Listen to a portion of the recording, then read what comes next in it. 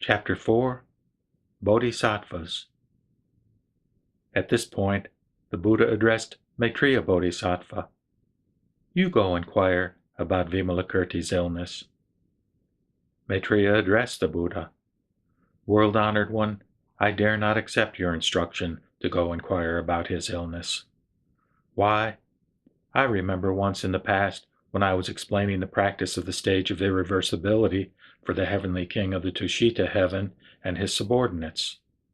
At the time, Vimalakirti came and said to me, Maitreya, the world-honored one has bestowed on your noble person the prediction that you will achieve Anuttara Samyak Sambodhi in a single lifetime. What lifetime will you use to experience this prediction? Past, future, or present? If a past life, then the past life is already extinguished. If a future life, then the future life has not arrived. If the present life, then the present life is non-abiding. It is as the Buddha has explained. O bhikshus, you are in this immediate present, born, aged, and extinguished. If you experience this prediction with birthlessness, then the birthless is the primary status of Hinayanist enlightenment. Yet within that primary status, there is no receiving the prediction, and also no attainment of Anuttara Samyak Sambodhi. How, Maitreya, did you receive the prediction of Buddhahood in a single lifetime? Did you receive the prediction from the generation of suchness, or did you receive the prediction from the extinction of suchness? If you received the prediction by the generation of suchness, then understand that suchness is without generation. If you received the prediction by the extinction of suchness, then understand that suchness is without extinction. All sentient beings are entirely such-like, and all dharmas are also entirely such-like. The assembly of sages and wise ones are also such-like. Even you, Maitreya, are such-like. If you received the prediction of future Buddhahood, all sentient beings should also receive it. Why? Suchness is non-dual and non-differentiated. If Maitreya attains Anuttara Samyak Sambodhi, then all sentient beings should also attain it. Why? All sentient beings are the characteristic of Bodhi. If Maitreya attains extinction, then all sentient beings should also attain extinction. Why? The Buddhists understand that all sentient beings are ultimately extinguished, which is the characteristic of nirvana and cannot again be extinguished. Therefore, Maitreya, do not inspire the gods with this teaching. Truly, there is no one who generates the intention to achieve Anuttara Samyak Sambodhi, and there is no one who retrogresses. Maitreya, you should have these gods forsake this discriminative view of Bodhi. Why? Bodhi cannot be attained with the body, and it cannot be attained with the mind. Extinction is Bodhi because of the extinction of the characteristics. Non-contemplation is Bodhi because it transcends conditions. Non-practice is Bodhi because it is without recollection. Eradication is Bodhi because of renouncing the views. Transcendence is Bodhi because of the transcendence of false concepts. Hindrances are Bodhi because of the hindrance of the vows. Non-entry is Bodhi because of the absence of lustful attachment. Accordance is Bodhi because of accordance with suchness. Abiding is Bodhi because of abiding in the Dharma nature. Approach is Bodhi because of the approach to the reality limit. Non-duality is Bodhi because of the transcendence of mind and dharmas. Universal sameness is Bodhi because of universal sameness with space. The unconditioned is Bodhi, because of the absence of generation, abiding, and extinction. Understanding is Bodhi, because of the comprehension of the mental processes of sentient beings.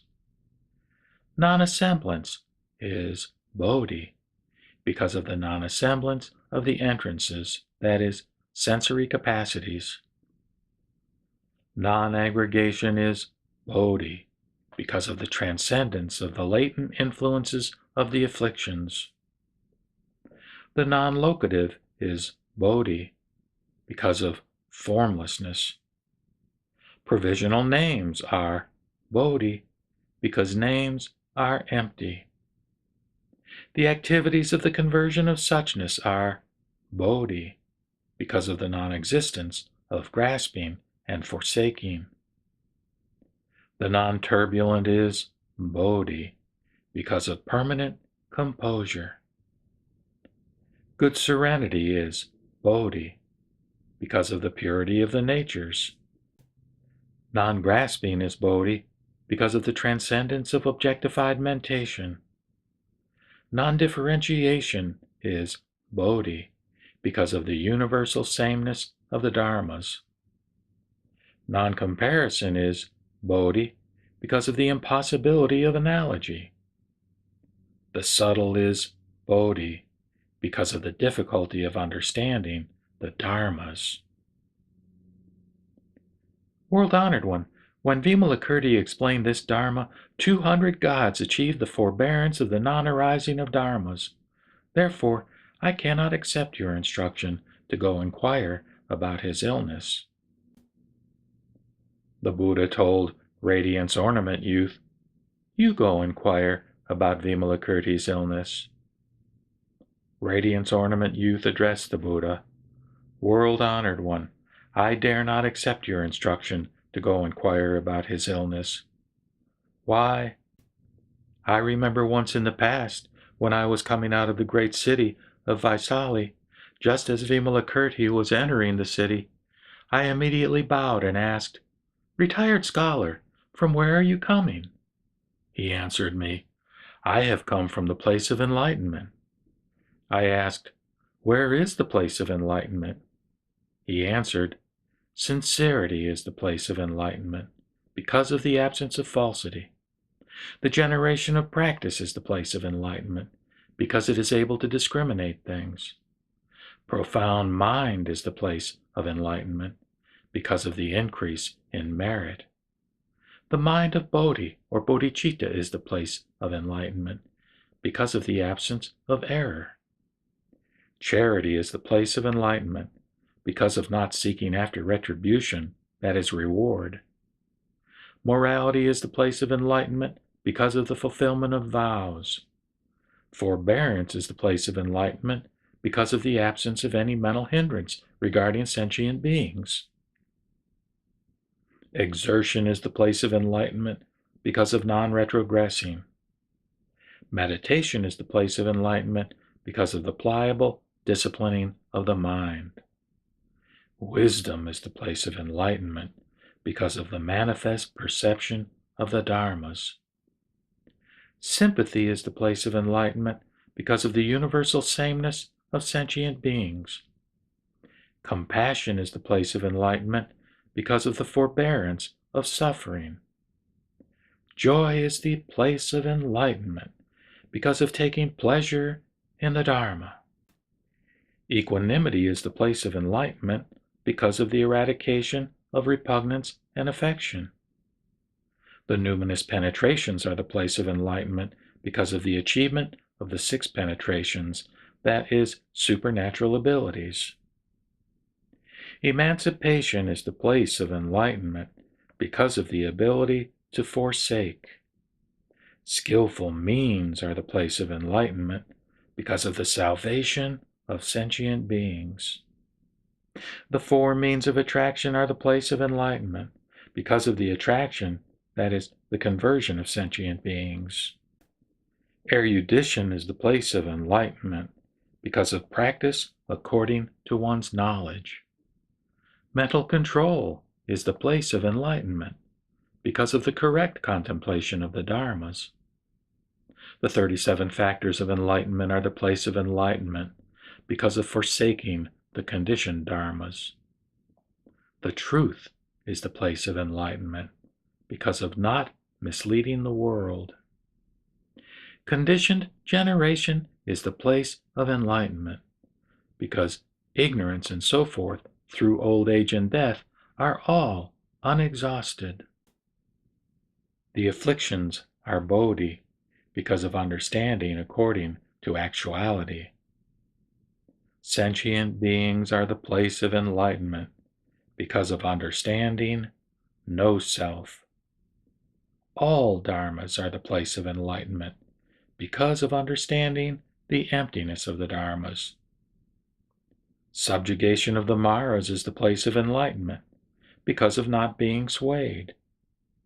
The triple world is the place of enlightenment because of the absence of destinations. The lion's roar is the place of enlightenment because of the absence of fear. The 10 powers, 4 fearlessnesses, and 18 exclusive attributes are the place of enlightenment because of the absence of transgressions. The 3 illuminations are the place of enlightenment because of the absence of remaining hindrances. To understand all the dharmas in a single moment of thought is the place of enlightenment because of the accomplishment of omniscience. Thus, my good man, should the Bodhisattva teach sentient beings according to the perfections. In all that is done, down to every lifting or placing of one's foot, you should understand that all these come from the place of enlightenment and abide in the Buddha Dharma. When Vimalakirti explained the Dharma, 500 gods and humans all generated the intention to achieve Anuttara Samyak Sambodhi. Therefore, I cannot accept your instruction to go inquire about his illness. The Buddha told maintains the world Bodhisattva, you go inquire about Vimalakirti's illness. Maintains the world addressed the Buddha.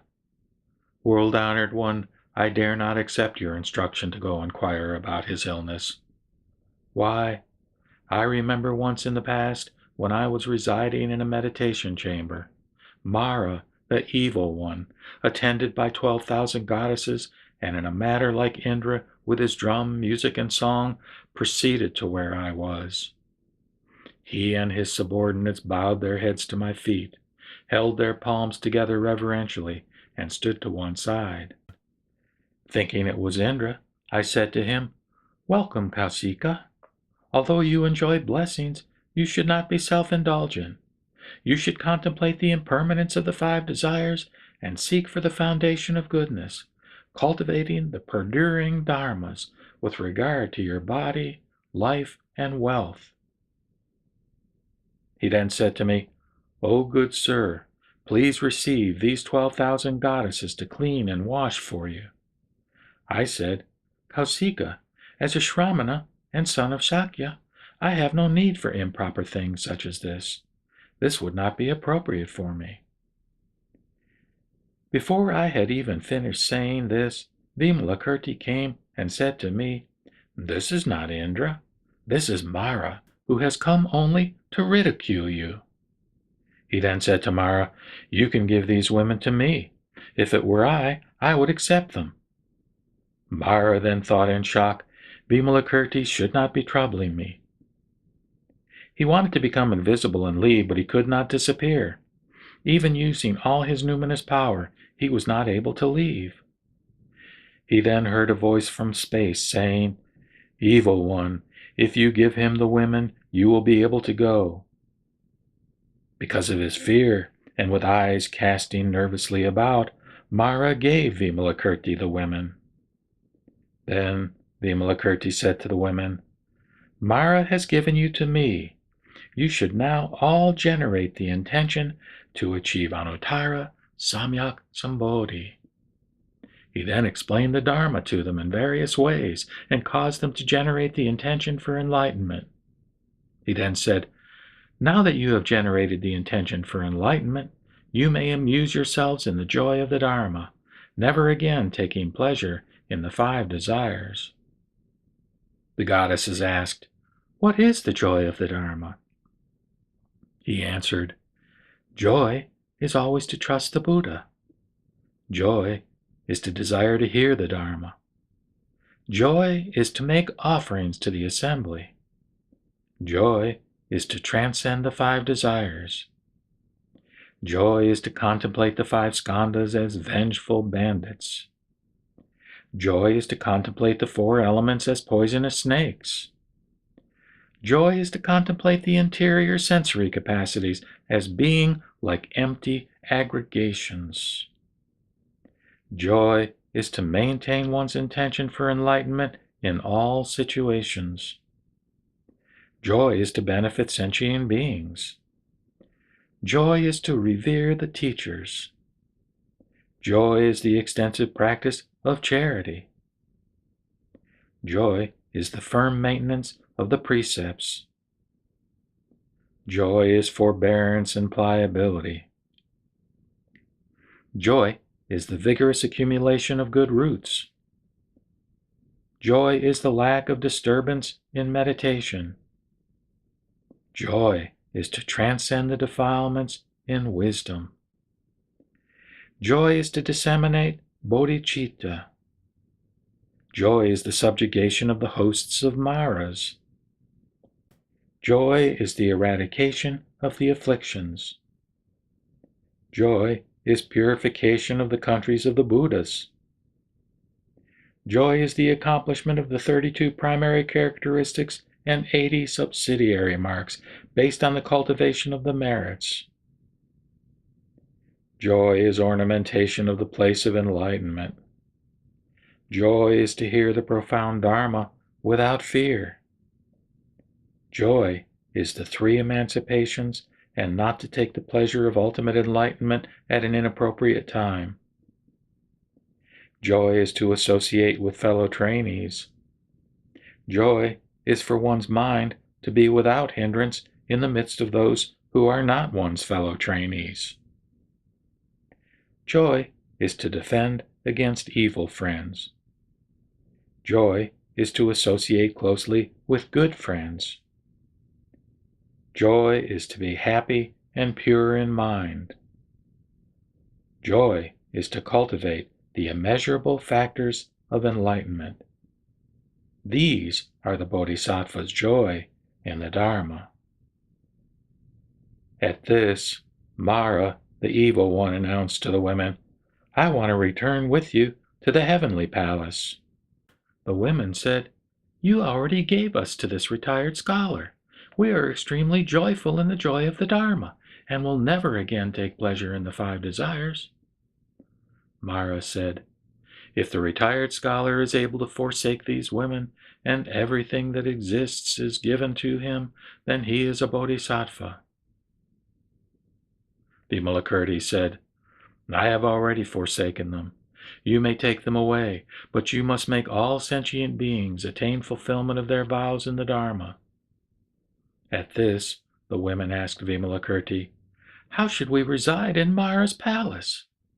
Vimalakirti said, "Sisters, there is a Dharma called inexhaustible lamp. You should study it. The inexhaustible lamp is like a lamp that ignites 100,000 lamps, illuminating all darkness with an illumination that is never exhausted. Thus, sisters, if a single bodhisattva guides 100,000 sentient beings, causing them to generate the intention to achieve anuttara samyak sambodhi, that bodhisattva's intention to achieve enlightenment will also never be extinguished. With each teaching of the Dharma, all the good dharmas are naturally increased. This is what is called the inexhaustible lamp. Although you reside in Mara's palace, with this inexhaustible lamp you can cause innumerable gods and goddesses to generate the intention to achieve anuttara samyak sambodhi. Thereby you will repay the Buddha's kindness and will also greatly benefit all sentient beings. At that time, the goddesses bowed their heads to Vimalakirti's feet in worship and suddenly disappeared to return to Mara's palace. World-honored one, Vimalakirti's autonomy, numinous power, wisdom, and eloquence are like this. Therefore, I cannot accept your instruction to go inquire about his illness. The Buddha told the elders, "Son, good virtue, you go inquire about Vimalakirti's illness." Good virtue addressed the Buddha. World-honored one, I dare not accept your instruction to go inquire about his illness. Why? I remember once in the past, when I was holding a great charity assembly in my father's house. We made offerings to all the Shrammanas, Brahmins, those of the heterodox paths, the poor, low class, orphans, and beggars. It lasted fully 7 days. At the time, Vimalakirti came into the assembly and said to me, "Elder's son, you should not hold a great charity assembly like this. You should have an assembly of the charity of the Dharma. What use is a charity assembly of material wealth?" I said, "Retired scholar, what is an assembly of the charity of the Dharma?" He answered, "An assembly of the charity of the Dharma is to make offerings to all sentient beings simultaneously without before and after. This is called an assembly of the charity of the Dharma." If you ask how I say this, I say that one uses bodhi to generate sympathy. One generates great compassion in order to save sentient beings. One generates joy by maintaining the correct dharma. One practices equanimity by mastering wisdom. One generates dana paramita, or the perfection of charity, by mastering desire. One generates sila paramita, the perfection of morality, by attracting those who transgress the precepts. One generates ksanti paramita, the perfection of forbearance, by the dharma of no self. One generates virya paramita, the perfection of exertion, by transcending the characteristics of body and mind. One generates dhyana paramita, or the perfection of meditation, with the characteristic of bodhi. One generates prajna paramita, or the perfection of wisdom, with omniscience. One teaches sentient beings and generates emptiness. Without forsaking the conditioned dharmas, one generates that which is without characteristics. One manifests the experience of rebirth and generates the uncreated. One defends the correct dharma and generates the power of skillful means. One generates the 4 means of attraction by saving sentient beings. One generates the elimination of conceit by reverencing all. One generates the 3 perduring dharmas with regard to body, life, and wealth. One generates contemplation of the dharmas within the 6 mindfulnesses. One generates sincerity with regard to the 6 types of considerate esteem. One generates pure livelihood with correct practice of the good dharmas. One becomes close to the wise and sagely with purification of the mind in joy. One generates a disciplined mind by not having aversion for bad people. One generates the profound mind with the dharma of leaving home. One generates erudition by practicing according to the explanation. One generates the locus of empty repose with the dharma of non-contention. In approaching Buddha wisdom, one generates sitting in repose. In releasing the bonds of sentient beings, one generates the stages of cultivation. By becoming replete in the 32 primary characteristics and 80 subsidiary marks, and by purifying a Buddha land, one generates meritorious karma. Understanding the thoughts of all sentient beings and how one should explain the Dharma to them, one generates the karma of wisdom. Understanding all the dharmas, one neither grasps nor forsakes. Entering the gate of the single characteristic, one generates the karma of sagacity. Eradicating all the afflictions, all the hindrances, and all the non-good dharmas, one generates all good karma. By attaining omniscience and all the good dharmas, one universally generates the dharmas that assist one's Buddhahood. Thus, good man is the assembly of the charity of the Dharma. If a bodhisattva resides in this assembly of the charity of the Dharma, he will be a great donor. He will also be a field of blessings for the entire world. World-honored one, when Vimalakirti explained this Dharma, 200 people in the congregation of Brahmins all generated the intention to achieve Anuttara Samyak Sambodhi.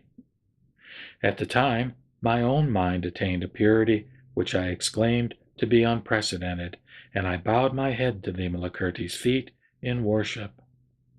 Unfastening my necklace, 100,000 coins in value, I gave it to him, but he did not accept it. I said, "Please, retired scholar, you must accept this and give it to whomever you please." Vimalakirti then accepted the necklace and divided it into 2 parts. Taking one part, he gave it to the lowliest beggars in the assembly. Taking the other part, he offered it to the Tathagata difficult to overcome. The entire assembly saw the radiant illumination country and difficult to overcome Tathagata. They also saw the necklace on that Buddha change into a 4-pillared jewel-laden platform with mutually non-interfering ornamentation on the 4 sides. Having manifested these numinous transformations, Vimalakirti then said, "If a donor with an attitude of universal sameness gives to the lowliest beggars, this is to be like the characteristic of the Tathagata's field of blessings, with no distinction, and to be equivalent to great compassion without seeking any reward. This is called, quote, to be replete in the charity of the Dharma." The lowliest beggars in the city witnessed this numinous power and heard his explanation, and they all generated the intention to achieve Anuttara Samyak Sambodhi. Therefore, I cannot accept your instruction to go inquire about his illness. In similar fashion, all of the Bodhisattvas explained their original encounters and related what Vimalakirti had said, and each said he was unable to accept the Buddha's instruction to go inquire about his illness. End of Fascicle 1.